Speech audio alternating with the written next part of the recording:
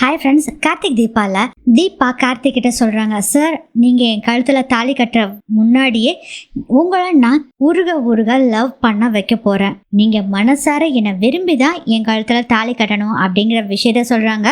அது என்ன ஏதுன்னு சொல்லி இந்த வீடியோவில் பார்க்கலாம் ஃப்ரெண்ட்ஸ். வீடியோக்குள்ளே போகிறதுக்கு முன்னாடி மறக்காமல் நம்ம சேனலை சப்ஸ்கிரைப் பண்ணிக்கோங்க, பெல் பட்டனை ஹிட் பண்ணிக்கோங்க, மறக்காமல் லைக்கையும் தட்டி விட்டுருங்க. வீடியோக்குள்ளே இப்போ போகலாம் ஃப்ரெண்ட்ஸ். கார்த்திக் ஏதோ ஃபோனில் பார்த்துட்டு இருக்காரு. அப்போ கரெக்டாக தீபா வர்றாங்க.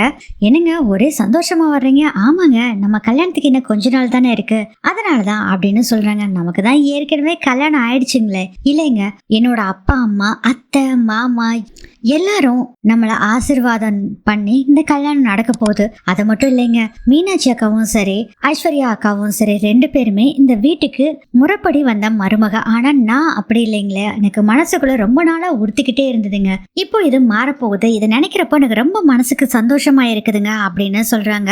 இங்க நான் உங்ககிட்ட ஒரு கேள்வி கேட்கட்டுமா? கேளுங்க தீபா. இல்ல, நான் கல்யாணத்துக்கு முன்னாடி உங்களை விரும்பினேன், வேற ஒருத்தர் எனக்கு தாலி கட்ட போறாருன்னு தெரிஞ்சும் என் மனசுக்குள்ள வெந்துட்டு இருந்தேன். இது யாருக்கிட்டையுமே சொல்ல முடியாம, ஆனா கடவுள் புண்ணியத்துல நான் விரும்பின ஆளவே நான் கல்யாணம் பண்ணிக்கிட்டேன். எனக்கு அது இப்ப ரொம்ப சந்தோஷமா இருக்கு. நீங்க எப்பயாச்சும் உங்க கூட இருந்தப்போ அல்லது நான் உங்ககிட்ட பேசி பழகுறப்போ எப்பயாச்சும் என்ன லவ் பண்ணும் உங்களுக்கு தோணி இருக்கா, என் மேல ஆசை வந்திருக்கா அப்படின்னு கேக்குறாங்க தீபா. அதுக்கு கார்த்திக் சொல்றாரு, இல்லைங்க, அது மாதிரி எந்த ஒரு எண்ணமும் வந்ததில்ல. என்னோட ஒரே குறிக்கோள் அம்மா எந்த பொண்ணு சொல்றாங்களோ அந்த பொண்ணை கல்யாணம் பண்ணிக்கலாம்னு சொல்லிதான் நான் இருந்தேன். அது மாதிரி எண்ணம்லாம் எனக்கு வந்ததில்லைங்க அப்படின்னு சொல்றாங்க.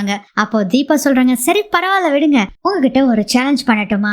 நீங்க தாலி கட்டும் போது முழு மனசோட என்ன முழுசா ஏத்துக்கிட்டு முழுசா என்ன லவ் பண்ணிட்டு தான் நீங்க தாலி கட்ட போறீங்க அப்படின்னு சொல்றாங்க. ஆல் தி பெஸ்ட்டுங்க அப்படின்னு சொல்லிட்டு சிரிச்சுக்கிட்டே அங்க இருந்து போயிடுறாரு கார்த்திக். அதுக்கப்புறம் என்ன ஆகுதுன்னா, பெயில எடுத்தாங்கல்ல ரியாவோ ஒரு கெஸ்ட் ஹவுஸ்க்கு கூட்டிட்டு வந்திருக்காங்க. ரம்யா, இது யாரு வீடு அப்படிங்கிறாங்க. இல்ல, கம்பெனில ஏதாச்சும் கிளைண்ட்ஸ் வந்தாங்கன்னா இங்கதான் தங்குவாங்க, இது கம்பெனியோட கெஸ்ட் ஹவுஸ், இங்க நீங்க தங்கிக்கோ அப்படின்னு சொல்றாங்க. நீ பெயில எடுத்தது கண்டிப்பா கார்த்திக்கு தெரிஞ்சிருக்கும் அப்படின்னு சொல்றாங்க. ஏன்னா அவன் சும்மா உட்காந்துட்டு இருக்க மாதிரி தான் தெரியும், ஆனா மூளைக்குள்ள கணக்கு போட்டுக்கிட்டே இருப்பான், அவன் கண்டிப்பா கண்டுபிடிச்சிருவான் அப்படின்னு சொல்றாங்க. நீ தான் பண்ணேன்னு தெரிஞ்சதுன்னா மாட்டிக்குவ. அட நீங்க வேறங்க, நான் எப்போ அம்மு இல்ல ரம்யாவும் அம்முவும் ஒண்ணு அப்படிங்கிறது தெரிஞ்சதும் அப்பவே என் மேல அவருக்கு சந்தேகம் வந்துருச்சு. தீபா விஷயத்துல என் மேல சந்தேகம் இருந்தது, இருந்தாலும் கொஞ்சம் அப்படியே போயிட்டு இருக்கு. இந்த போலிச்சாமியார் விஷயத்திலையும் இப்போ கூட பக்கத்துல நெருங்கி வந்துட்டா நான் தான் ஜஸ்ட் மிஸ்ல தப்பிச்சேன் அப்படின்னு சொல்றாங்க ரம்யா. ஆமா ரம்யா, நான் ஒரே ஒரு கேள்வி கேட்கிறேன், எப்படி எனக்கு ஒன்னும் புரியல. கார்த்திக்கு உங்க விஷயம் தெரிஞ்சிருச்சுனாலும் சரி தெரியலனாலும் சரி உங்களை விரும்பி அவர் கல்யாணம் பண்ணிக்க போறது இல்ல, ஆனா கல்யாணம் பண்ணிட்டு எப்படி அவங்க கூட வாழ போறீங்க? இங்க பாருங்க ரியா, எனக்கு அதை பத்தி கவலையே இல்ல. கார்த்திக் நான் கல்யாணம் பண்ணா போதும், அவன் என்ன விரும்புறானோ இல்லையோ, அவங்க கூட குடும்பம் நடத்தணும் இல்லையோ, அதை பத்தி எல்லாம் கவலையே இல்ல. ஃபர்ஸ்ட் எனக்கு பார்த்தா மாப்பிள்ள கார்த்திக் தான், கண்டிப்பா அவனை நான் கல்யாணம் பண்ணியே தீருவேன் அப்படின்னு சொல்றாங்க ரம்யா. இன்னும் கொஞ்ச நாள்ல கார்த்திக் தீபாக்கு கல்யாணம் நடக்க போகுது. அந்த கல்யாணத்துல நான் தான் பொண்ணா இருக்கணும், கார்த்திக் ஏன் கழுத்துல தான் தாலியை கட்டணும், அதுக்கு ஒரு யோசனையை சொல்லு. ரியா, கண்டிப்பா சொல்றேன் ரம்யா, நான் கொஞ்சம் ரெஸ்ட் எடுத்துக்கிறேன், கொஞ்சம் டைம் எனக்கு கொடுத்தேன்னா நாளைக்கே உங்ககிட்ட இந்த விஷயத்தை பத்தி டீட்டெயிலா யோசனை பண்ணி இதுக்கு என்ன பிளான்ங்கிறத சொல்றேன். ஓகே, நான் போயிட்டு காலையில வர்றேன் அப்படின்னு சொல்லிட்டு ரம்யா போறாங்க. ரம்யா ஒரு நிமிஷம் அப்படிங்கிறாங்க ரியா. இதுல வேற ரம்யா என்ன சொல்லியிருப்பாங்கன்னா, உனக்கு எவ்வளவு பைசா வேணாலும் நான் தரேன், நீ என்ன கேட்டாலும் நான் செய்யறேன் அப்படின்னு சொல்லிட்டு தான் போவாங்க. அதுக்காக தான் ரியா ரம்யாவை கூப்பிடுறாங்க. சொல்லு ரியா. இல்ல, இப்படி எல்லாம் ஆசை காட்டிட்டு கடைசியில நான் மோசம் பண்ணிடக்கூடாது. இங்க பாரு, நான் எப்பயுமே சொன்னபடி செய்வேன் அப்படின்னு சொல்லிட்டு அங்க இருந்து போயிடுறாங்க ரம்யா. அதுக்கப்புறம் அபிராமியோட வீட்டை காமிக்கிறாங்க. அபிராமி மீனாட்சி கூப்பிட்டு வீட்டுல இருக்க எல்லாத்தையும் கூட்டிட்டு வா, தீபாவோட அம்மா அப்பா அவுட் ஹவுஸ்ல இருக்காங்களா அவங்களையும் கூட்டிட்டு வந்துரு அப்படின்னு சொல்றாங்க. அதுக்கப்புறம் எல்லாருமே வந்துடுறாங்க.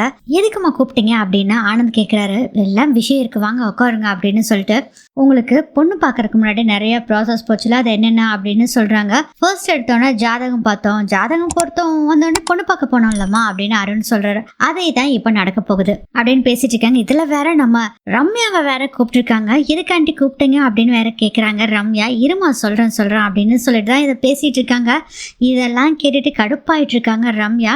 ரம்யா மைத்திலி நீங்க 2 பேரும் போய் தீபாவை அலங்காரம் பண்ணி கூட்டிட்டு வாங்க அப்படின்னு சொல்லி அபிராமி சொல்றாங்க. சரி அத்தை நானும் போயிட்டு வரட்டுமா அப்படின்னு சொல்றாங்க. மீனாட்சி நில்லு நீ மாப்பிள்ளை வீட்டு சைடு பொண்ணு வீட்டு சைடு இவங்க 2 பேரும் போகட்டும் அப்படின்னு சொல்றாங்க. அட்டப்பாவை இதுக்குதான் என்ன கூப்பிட்டியா, இதுக்காக தான் என்ன வர சொன்னீங்கன்னு தெரிஞ்சிருந்தா நான் இங்க வராம எஸ்கேப் ஆயிருப்பேனே அப்படின்னு சொல்லி மனசுக்குள்ள கடுப்போட நினைச்சிட்டு இருக்கிறாங்க. ரம்யா இந்த பொண்ணு பாக்குற விஷயம்லாம் வேண்டாமேமா அப்படின்னு சொல்றாரு கார்த்திகா இது அம்மாவோட ஆசைப்பா, சரிம்மா உங்க இஷ்டமா உங்க இஷ்டப்படியே நடக்கட்டும் அப்படின்னு சொல்றாரு கார்த்திக். மைத்திலி ரம்யா நீங்க 2 பேரும் தீபாவை அலங்காரம் பண்ணி கூட்டிட்டு வாங்க, பொண்ணு பார்க்க நாங்க வந்து உட்காந்துருக்கோம் அப்படிங்கிற மாதிரி சொல்றாங்க. அதுக்கப்புறம் தீபாவை கூட்டிட்டு போறாங்க, அலங்காரம் பண்ணிட்டு இருக்காங்க. மைத்திலி கிட்ட சொல்றாங்க, மீனாட்சி அக்கா கிட்ட இந்த பின் இருக்கும் கொஞ்சம் வாங்கிட்டு வர்றீங்களா அப்படின்னு சொல்றாங்க. தீபா சரி தீபா அப்படின்ட்டு மைத்திலியும் அங்க இருந்து போன பின்னாடி ரம்யா கிட்ட ஒரு விஷயத்த சொல்றாங்க.